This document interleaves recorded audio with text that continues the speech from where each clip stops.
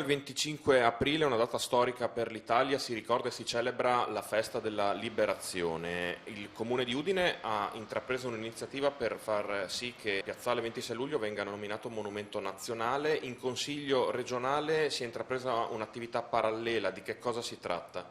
Di sostenere sostanzialmente questa idea del Comune di Udine perché il monumento di Piazzale 26 luglio venga riconosciuto appunto in Parlamento come monumento nazionale. Questo anche noi vogliamo dare un segnale dalla Regione perché questo monumento di Udine in verità è un monumento del Friuli.